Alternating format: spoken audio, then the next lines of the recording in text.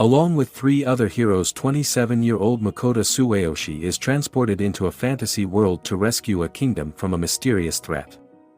However, it soon becomes clear that Tsueyoshi has been dragged into the summoning ritual by accident. His only skill turns out to be food menu, which allows him to open an interface where he can purchase and obtain food-related supermarket items from modern Japan. Unceremoniously booted out of the palace, Tsueyoshi sets out on his own into his new world. However, his ability to create delicious dishes unknown to this world soon pays dividends, even attracting the legendary wolf Fenrir. Fenrir is so taken in by the food that the creature immediately forms a contract with Tsueyoshi, becoming his familiar. Followed by this whimsical mythical being. Tsueyoshi takes up a job as a merchant and adventurer, traveling and cooking up mouth-watering meals that never fail to amaze the inhabitants of this world. Let's start the anime. A group of heroes are summoned from another world and they are greeted by a princess. They have their powers appraised, and they are all gifted with the unique skills like the holy sword technique and the ability to use all kinds of magic. We then meet Makeda, and when he gets appraised he has a strange online grocery skill. Makeda is shocked hearing this, thinking his skill is useless and wonders if he has anything else, but gets told that that is his only unique skill. He becomes devastated and wonders why all the others got such overpowered skills. Despite this, he gets told that he will still need to have an audience with the king. The heroes have an audience with the king, and he explains that their kingdom has been getting attacked by the Demon King. He asks for their help and the three heroes quickly offer themselves to help. Makeda, on the other hand, decides he isn't cut out for being a hero, thinking he would only get in the way, and says he just wants to have a simple life. He ends up getting out, and they even sent him off with 20 gold coins in the town. He starts attracting people's attention with his strange attire, so he quickly buys a change of clothes. He goes around trying to learn about this world and ends up getting a room at the end. He is relieved he decided not to be a hero, finding the king suspicious with how luxurious they seemed, and decides he should leave the kingdom. As soon as he can, Makeda checks out his stats and sees he has an item storage skill in an appraisal skill. He tries calling out for his online grocery skill, but nothing happens. He wonders how his skill works and he ends up tapping on it, which brings up a page for his online shop. Makeda tries using it, ordering some water and some food and tries to check out, but it asks for money and he finds he can deposit his coins into the screen. After confirming his order, a package instantly appears containing his items, and Makeda is happy that his skill is actually useful. He ends up learning that a gold coin is worth about 120 gold he was given would be enough for a family to live for 3 months. The next day, Makeda finds a ride to get out of the kingdom. Along the way he meets a merchant, and after talking with him, he finds out his item storage skill is actually super rare, with only 1 in 1,000 people having access to the skill hearing.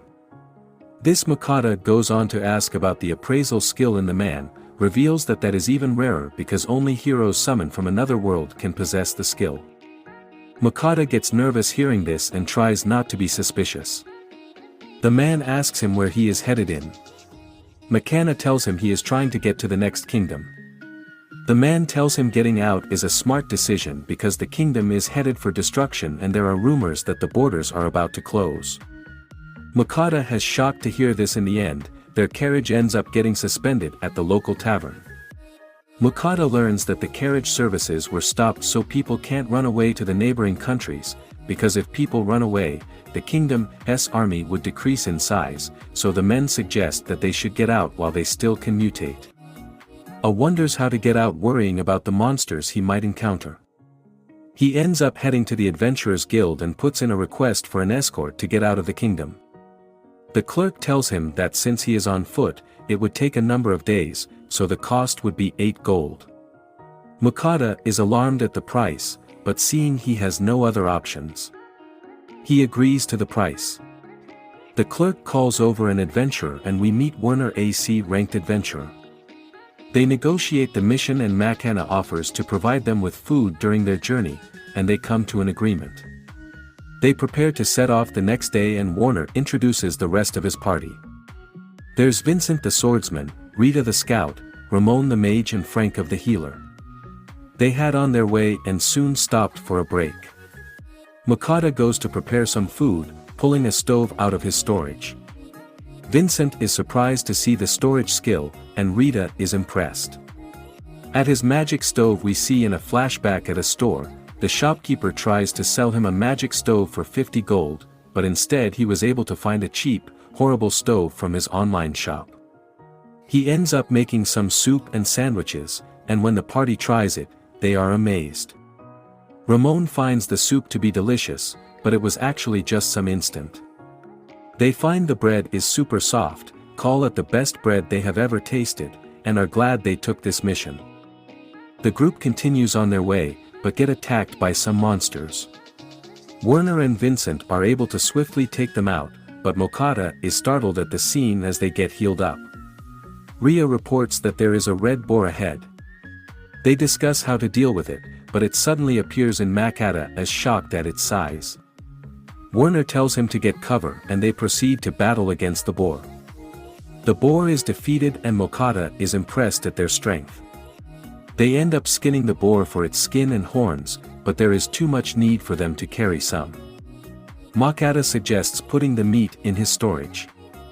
They decide to stop for dinner and the group is looking forward to eating his food. They crowd around in the wash, but Mappa gets worried, saying he gets embarrassed. But in reality he doesn't want to reveal his special skill. He gets to cooking, combining bacon, cabbage, potatoes and even adding sausages to create a delicious stew. He hands up the bowls to everyone and as they eat, Mappa wonders if it's not to their taste. But they are soon stuffing themselves and they all ask for seconds. Mappa is surprised. They like it that much and Ramon reveals that they normally eat jerky and hard breads when they are traveling. Ria even feels her body in better shape.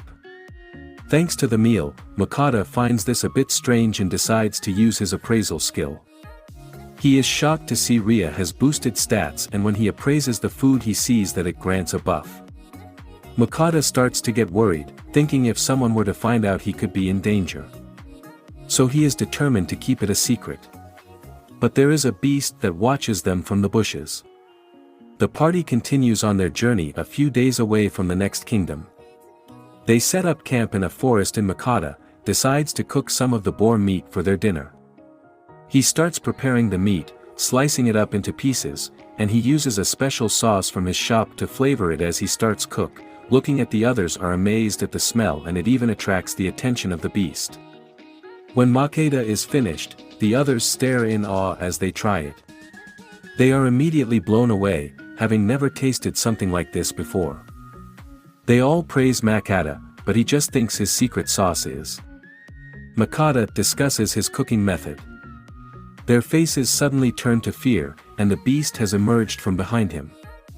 They are shocked to see if Henry and it speaks to them, demanding to have some of the meat. Mappa quickly gives it a plate and it eats it with a single bite. It demands for more and Mappa asks it to wait while he makes more. The beast agrees and Mappa quickly prepares more meat. He has a huge plate, but the beast devours it and demands more. Mappa keeps cooking while the beast keeps eating and demanding for more. After cooking again and again, the beast is eventually satisfied. The beast is impressed. Mappa managed to satisfy him and decides to form a familiar contract with him. Mappa thinks it's a bad idea and tries to refuse, but the beast gives him an intense stare and he just can't refuse. His friends encourage him, and he reluctantly agrees. The beast's head starts to glow and the two form the contract. With this, the beast tells Mappa that he is now responsible for taking care of him, expecting 3 meals a day and Mappa is left, shocked at what he has gotten himself into. But that's where this video ends. Let me know in the comments if you would like to see more of this series. Thanks for watching and I'll see you next time.